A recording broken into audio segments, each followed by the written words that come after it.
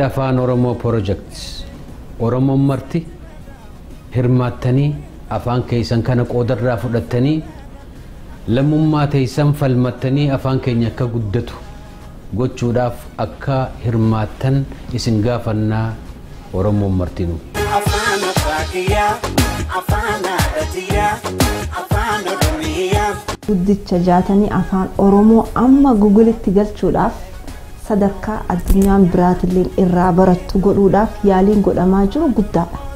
Afaan ofii eenyummaa ofiiti, afaan ofii maalummaa ofiiti, afaan Oromoo ka ergisaa hin barbaanne ka addunyaalleen iddoo baay'eetti Afrikaalee garagaraa keessatti biyyoota garagaraa keessatti jechoota keenyaan fayyadaman nus akka namni biraatis itti fayyadamu akka ijoolleen teenya bartu akka saraa salphaatiin hiika isaa afaan Ingiliffaatiin argachuu dandahanitti Google keessa galchuudhaaf tattaaffiin godhamaa jiru baay'ee namatti tola waan guddaadha itti hirmaadhu dirqama kee afaan nasoonisaa saruka hiddati loqota lengabu yaa jalanaati bootina alagaa onsisa sabati ilmaana batsifnu baahee gareeti.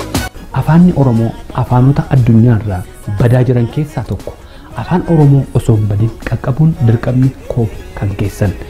Afaan Oromoo Google wal barsiisuu, afaan Oromoo afaan addunyaa wajjin tokko gochuuf jaatanii guddicha afaan Oromoo irratti dalagaa jiru. Maarree isinis bakka jirtan jiraattanii afaan Oromoo du'arraa oolchuu, afaan Oromoo dhabamsarraa oolchuun dirqama keessan hundaati.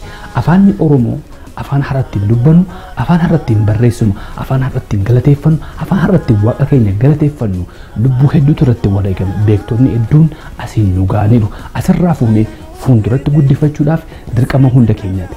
Kanaaf jaatanii guddicha afaan Oromoo cidhaa dhaabbannee afaan Oromoo afaan addunyaa hagoonu. Afaan Oromoodha. Galatooma. Warri hojjechaa jirtanis hedduu galatoomaa isin jenna ulfaadhaa.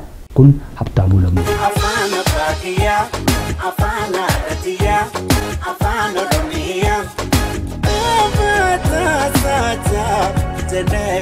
Afaan keenyaan gatamee dubbifna afaan Oromootiin baranee guddannaa.